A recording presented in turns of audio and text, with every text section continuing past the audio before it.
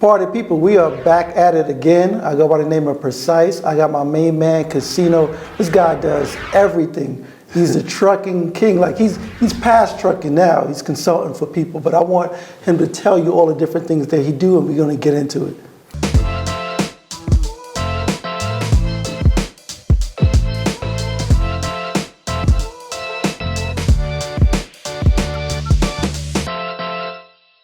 Hey, glad to be on here. So my name is Casino, and I have a few different businesses. I was in trucking. Now I do consulting for trucking companies.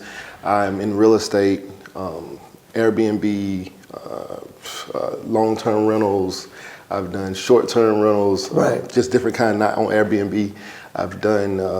I'm still doing government contract, and that's really the space that I'm trying to move more towards. Okay. And I'm also a content creator. I have a YouTube channel with like 38,000 subscribers. Yeah, I'm a YouTuber, so yeah, I do a lot of stuff. So for sure. And I'm also an accountant. Also certified accountant. Yeah, right.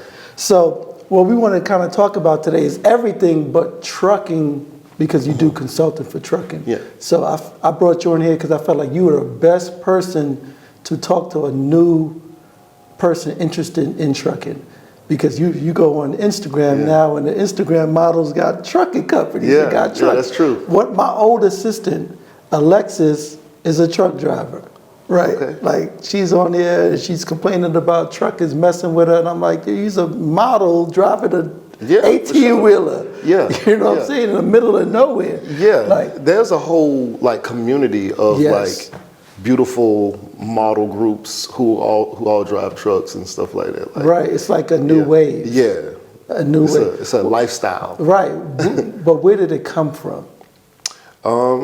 Well, these kind of things kind of always existed, right, in a way. Okay. But social media just brought a lot of things to the forefront. Like so many things about trucking that only truckers would know. It's a lingo, it's a lifestyle, like lot lizards and all kind of stuff. Like it's so many different things that you would never know about unless you were like in the trucking world. Right. But now, because of social media, you know, they're able to, and they got money, and that's the other part. Right. See, you know, they're able to afford to play around and do kind of like events and things like that now. So I noticed a few years back, probably about 5 or 6 years, at one point, everybody was like getting box trucks and like the small trucks, because for whatever reason, the system was open, and it was like bulletin boards where you could go and find jobs on and bid for jobs. And so everybody was buying trucks because of that. Yeah. And now it seems like it shifted, because those were like small trucks, right? Now it seemed like it shifted to like the big boy, the 18-wheelers, right? Yeah, so trucking is of course in waves, right? Like there's a part of my accounting side allowed me to understand trucking even better, because supply chain is a large part of what I did in my accounting profession. Okay. So with the supply chain changing, especially like with things like COVID, right? When COVID happened, the supply chain had to change because they were running out of things. Okay. They couldn't get things here because the different factories and stuff shut down. The way America had a supply chain was like, if you sold something, another one was being ordered as soon as you sold it, and it was coming, but it was just sending that one. They weren't sending, you know, a large group unless a large group had like been bought that day or something. Okay. But with COVID, they had to change this whole system. Okay. So, and then Amazon coming online and being part of more people like daily lives and things like that. Ordering stuff. And so now things need to be delivered today, and people start shopping more online versus in the stores. So like these box trucks. So the demand has gone up. The demand was just, it's like a ever-changing fluctuation, because say you had box trucks for a while, and that was the sweet spot because you didn't have to have a CDL to drive some of these box trucks. So that meant that people who weren't, you know, certified truck drivers can jump in there and go rent a Penske truck. Right, that's what they were doing. Exactly. That's what they were doing, right? And so you can make money doing that. And then, you know, but there was always the semi trucks. They were always, we have to have those, because we don't get things in large quantities without them. You know, refrigerated items, medicines, you know, furniture, we had to have them. So that's more for the people who have CDLs and things like that, who are already going to just be truck drivers. So that wave never really kind of, I mean, it'll just go up and down.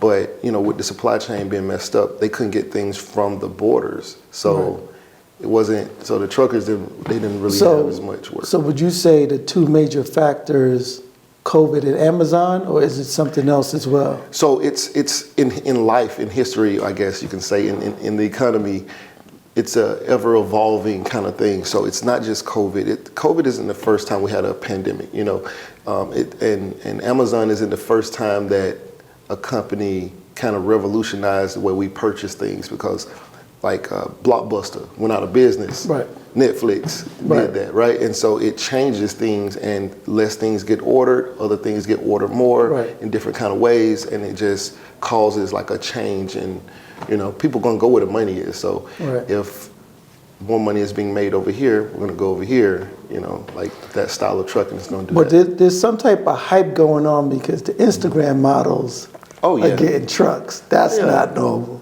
That's not normal. That wasn't happening 10 years ago, or even 5 years ago. Right. So it wasn't because like Instagram wasn't Instagram like it is now 5 years ago. There was not as widespread of a, like, I guess, idea that you can be a sexy truck driver like it is now. So that just developed over time. It's like Instagram itself is a new phenomenon if you looked at the last 20 years, but so it's not the same trucking industry that I guess people did 20 years ago, but they always had like certain lifestyle groups, but it's just way more pronounced now. But let me ask you this, right? Just like when everybody was jumping in real estate in 07 and 08, is it the same in trucking that a bunch of people are gonna fail? Of course. Okay. Of course. Of course.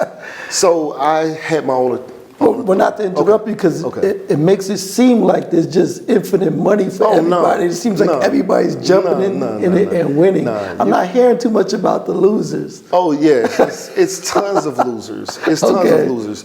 So I transitioned into consulting a while back, but when I was out there, it was a lot of money out there at the time. So you didn't really hear too much about the losing, because at the time it was just a lot of money, and people were able to make a lot of money without as many constraints on insurance or this and that. Like as far as like insurance costs can be excessive, and so it was just a lot, and then equipment breaking down. But at the time it was just a lot of money, and you didn't really, I guess the cost of things was also lower, and so you didn't really see the as many losses, but there were always going to be losses. There's always, in any business, real estate, anything. I'm an accountant. I can tell you, people lose at restaurants, real estate. They lose at everything. Okay, so don't think that anything is just too sweet. So I'm green. Tell me how a person can lose in buying a truck and getting into trucking. So a person goes out. They got, how much it costs to get one? A used one, maybe. Well, let's say you can get a truck, depending on what kind of truck you're trying to get, right? Let's say you get a truck, let's say 70,000. You get a good used truck, probably around 70,000, at least during that time. I don't know. Right. Things have changed a lot. They go buy a truck, and so then what's the next step after that? Okay, so let's talk about just trucking in general, right? There's multiple ways that you can get into trucking. Okay, so you can start out as a driver, as a company driver, where you get the license first. It doesn't cost you anything besides the trucking school and the license. So it doesn't cost you anything as far as buying a truck. You go and you start driving, and you can start. You're in profit, first day, right? Now the money isn't as great as when you're an independent contractor. Well, it's hard to say, because some independent contractors, they spend a lot of money on trucking costs and equipment and running. But let's say, because in general, truck drivers make good money. Depends on what you consider good money. It's all relative, and it's all depending on what you do, right? Because like, let's say you were in a small town and you drove locally. Your money may not be as good as somebody who drives over the road. And then if you're a company driver, you may be running on a team, and it may not be as lucrative, or it may be more lucrative depending on how it's running. It's so random. You can make 25,000, you can make $80,000. You can make $100,000. It just depends. So on your my situation. friend Alexis, she drives from Colorado to Pennsylvania and back in teams of 2. Yeah. Right. Truck is always going. Yeah, she does that in teams of 2. Yeah. Like in that type of situation, as a driver, you make pretty decent money. Yeah, so that's what I was saying. Certain things are relative, right? Because it also depends on what you're hauling and things like that. It's Right, so okay. many different Okay. levels, right? But let's just say, for all intents and Argument's sake, right. purposes, Yeah. somebody's looking to start a trucking company and they want to start their own trucking authority. Most people don't start that way. Right. That's how I started. Okay. I thought that everybody started that You way. didn't start as a driver. No, I never drove. Oh, okay. I never drove. I never drove, and I never leased on to anybody, right? Okay. So there's leasing on where you just go out and you buy a truck, and you lease on to somebody else's authority, and you drive under their authority, and they get a percentage of whatever you make, but they take care of dispatching and things like that, and the insurance is kind of ran through them and all of that. But that's not how I started, right? Okay. I went out, started my own trucking authority, had to get my own insurance, had my own truck. Okay. And I started with a $50,000 truck. Okay. But it was a dually. It was a brand new Dodge Ram. So I got a dually truck because you can do like hot shot trucking. I'm kind of. I know. That's how many wheels does it have? So you know the trucks with the 2 big wheels In the back. on the back on each side. Yeah, that's a dually. Yeah. Okay. So, but I started that way with a 40-foot flatbed. Okay. And it's still the same as hauling. It's just that you can't carry as much as a semi truck or whatever, but you can still. And they be car hauling and stuff. Yeah, too. you can do car hauling. Yeah, You can do. I was carrying freight, like regular freight that you'll see on a semi truck. It's just that you're limited to a certain amount of weight. I mean, semi trucks are also limited to a certain amount of weight. Right. So, but it's at the time, hot shot trucking was very lucrative because small loads can tend to cost more than big loads because they were specialty items, like where you can't really get a good deal moving something small versus you could if you were moving a lot of something. Right. So we could easily do $1,000 a day moving that around. So, but you go get your $50,000 truck, and you then need to file FMCSA. Okay. So that's like the motor carrier to get your authority. Okay. You have to also have insurance. Insurance can be, let's say you got $20,000. Your new company. Let's say your insurance is $20,000 for the year, so you got to put 20% down. So you have to put $4,000 down. Okay. On that, right? Or was it 6 months? 6 months or a year, whatever. Right. But you have to put $4,000 down on that policy up front. Okay. Now you can do all of this with a credit card if you want. Of course, if you got it. Yeah. Well, yeah, you can. And that's one of the things that I teach on my channel is how you can start a trucking company with no money out of pocket. Okay. And a lot of people have done that method, Right. And but you can start a trucking company with no money out of pocket because if you got good credit, you can go down there and get a truck. They'll give you a truck. Right. No money down, just go down there and get whatever. Right. Yeah. So you go get your truck. You can get your trailer. They have financing specific for trucking trailers and things like that. Right. So you go get your truck trailer financed. You can get all your straps and all the kind of stuff that you need. All the tools and everything you need and all of that. Right. But once you get started, it'll take So my book, I teach you how to get started in 30 days. You have you have a book about. Yeah, it's called Big Shot, Hot Shot on Your Trucking Authority because hot shot trucking. Okay. Yeah, hot shot trucking is the dually truck kind of method or whatever. Where you explain how to get started. Yeah. In 30 days, I can help you. You'll be picking up your first load. Okay. Yeah. So you go from, hey, I want to start a trucking company to, I got my first load. First load. Yeah. Okay. Yeah, and so you'll start running right then. So you got your truck. How do people get their first load? So you have load boards, right? Now, I didn't know any of this at the time. It's like a board thing I mentioned earlier. Yeah, so loads they go through brokers, right? So if, say, Precise is trying to move a cargo van and he doesn't know anybody with a truck and a trailer, right? or he's a business. Precise bought a car for his nephew who lives in Pennsylvania, and he's trying to get the car to Pennsylvania. That was me 2 years ago. Right, so I'm assuming you went to Central Dispatch? Yeah, I Googled some stuff, and a bunch of companies just started blowing me up. Yeah, exactly. Because they done sent my information all over the planet. Exactly, so what they do is, a broker will say, your car is going to cost, for this distance, $800. $800.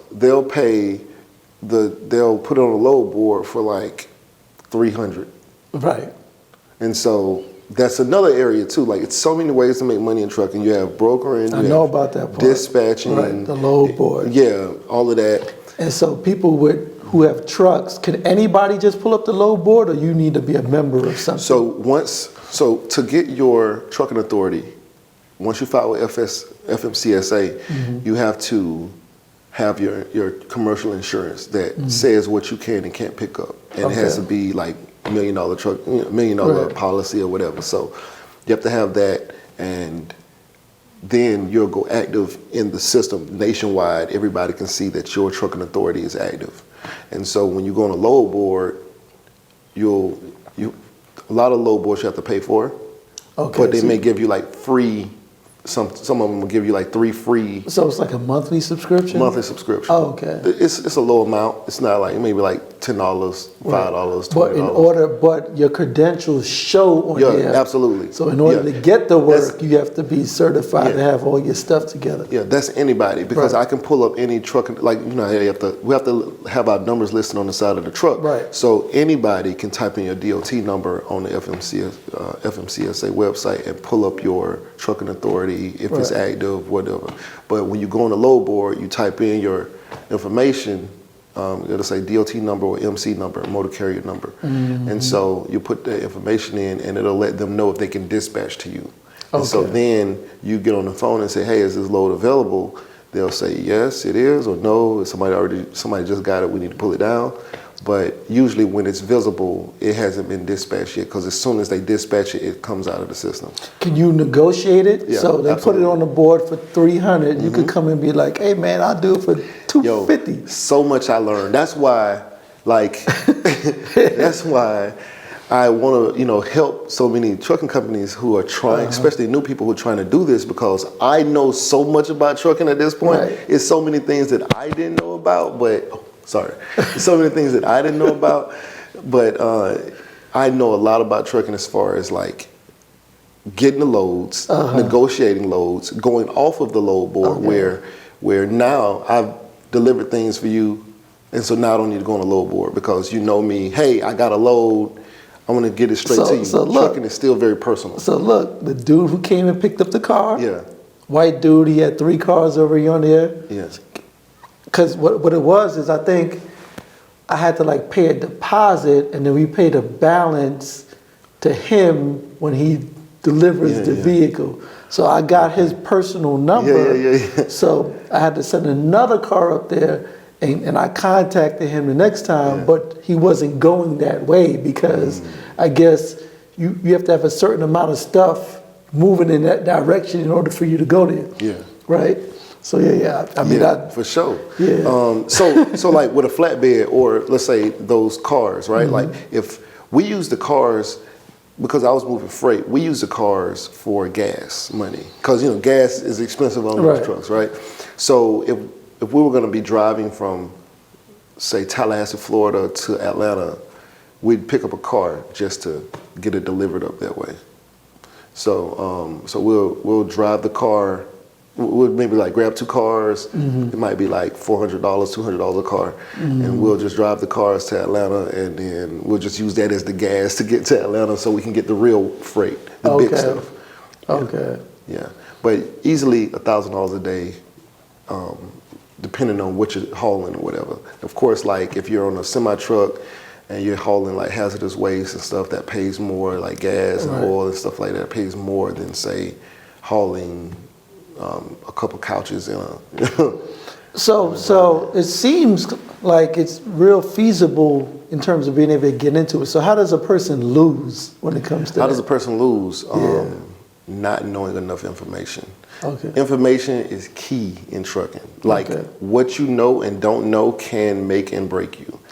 I know people who had $1 million trucking, like who were making like 1.8 million a year, but they had a lot of trucks, a lot of different things going on, and insurance went up on them, and they couldn't afford to stay in business. They had to get out of it because, you know, you kind of not watching. A lot of people who start businesses, they're not really numbers people. First of all, they have a dream, they want to, you know, run a business, and money is coming in and going out, and you don't really know a lot of times if you're even profiting, unless you're like sitting down with somebody who can go through your financial statements and stuff like that. But most people don't even know if they're profiting, because money in trucking will mess you up, because it can be so great that when you put tires on your car, you know, it's a couple $100. You know, we might change out $6,000 in tires, depending on how many trucks we got, and it's just like, okay, well, we just got to.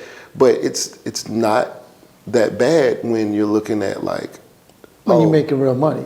Yeah, you know, you just made 15,000, so it's like, you know, we got to have the tires. Right, but I'm sure now, how does it work with liability? For example, you have to drop something off, truck break down, but your driver don't show up.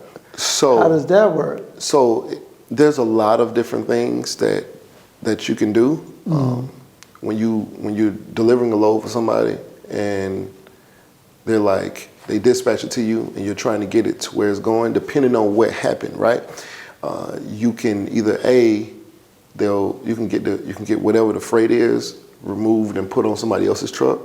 Okay. B, if it's something like you're just trying to, I guess like maybe it's a tire or something like that, and the load should have been there today, or so you're behind a couple hours or a day or something like that.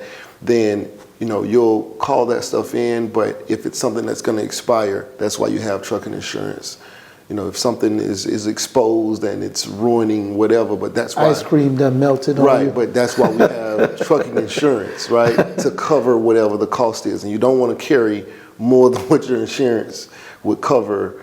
Right, on and the you truck. have to pay that to the company that you have to deliver it to. Well, your insurance pays it to. Your insurance, yeah. Your insurance pays that stuff or whatever. Because they'd be like, yo, man, I needed this.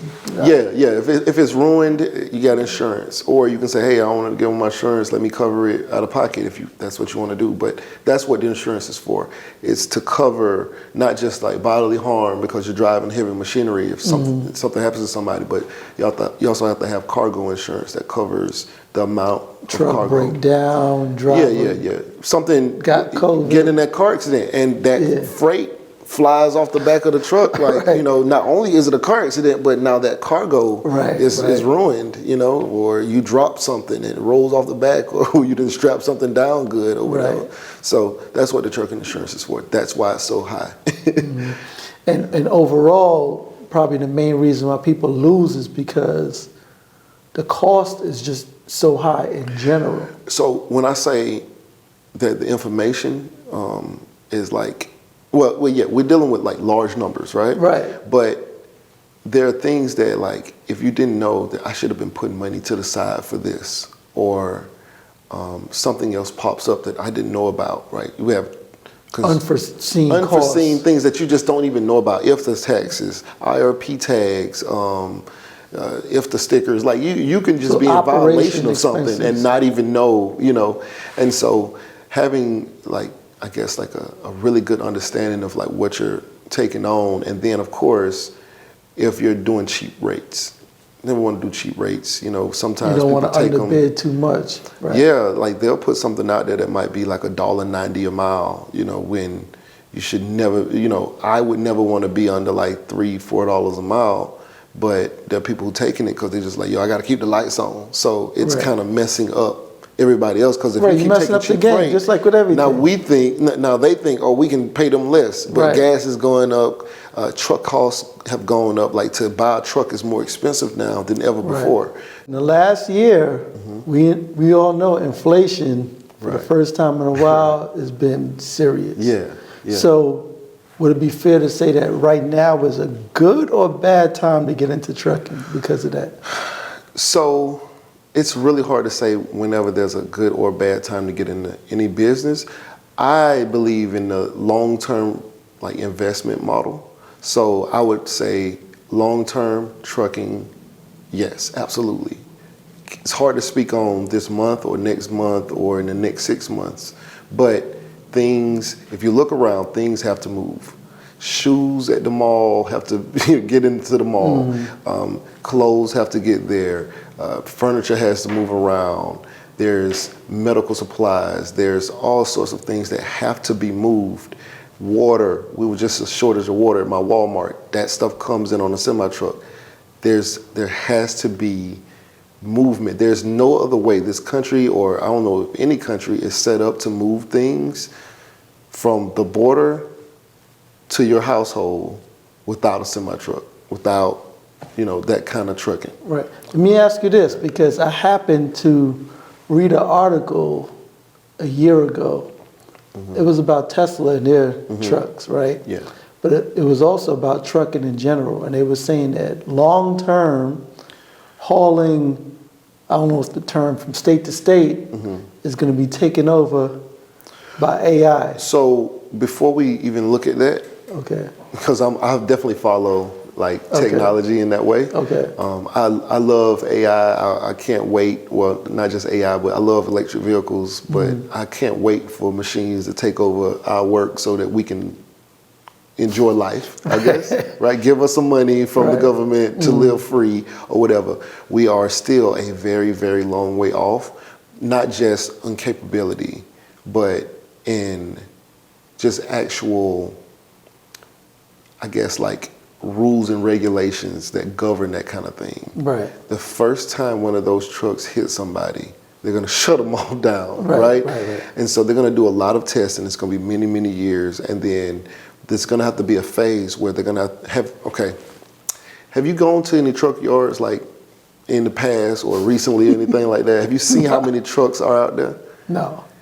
So there's not enough time. Well, the rate that they're producing Teslas it's not fast enough even for people who just want a car. So you're saying we got like 50 years at least? Man, we probably probably not my lifetime, but we'll see. Okay. It may not be my lifetime, but we'll see it fully take over all, and there's nothing else left for regular people, Okay. So I think we have a very long road before that kind of thing happens. So there is still time for people to get in there. I think that things are advancing.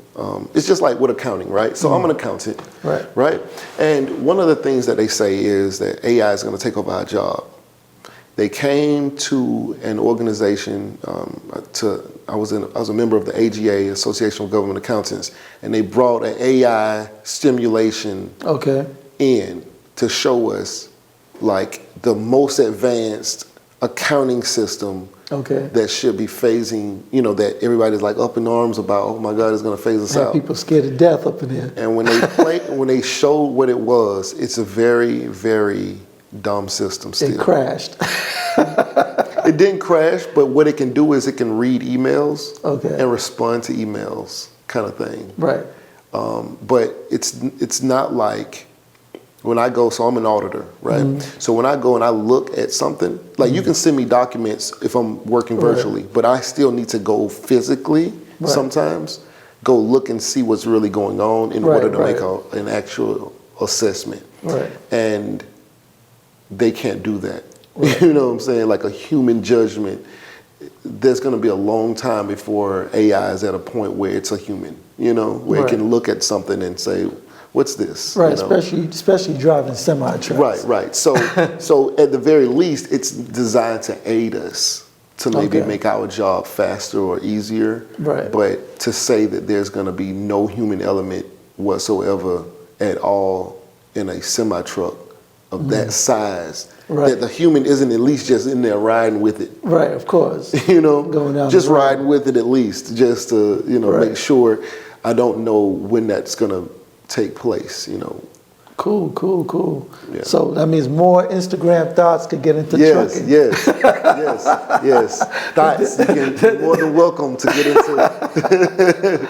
Oh man, it seems like there's a lot of information. And I love it, by the way. Yeah, me too. Yeah. It seems like there's a lot of information that people need to know before entering the business. Yeah, for sure. And they need to contact you. Yeah, you need to can get your contact book. me. Yeah, You need to go to your channel. Yeah. So tell the people where they can reach you at. All right, so my channel is Casino is the Name on YouTube. Not just Casino, but Casino is the Name on YouTube. We got about 38,000 subscribers at this point. Okay. I'm also on Instagram at symbol King Casino 1.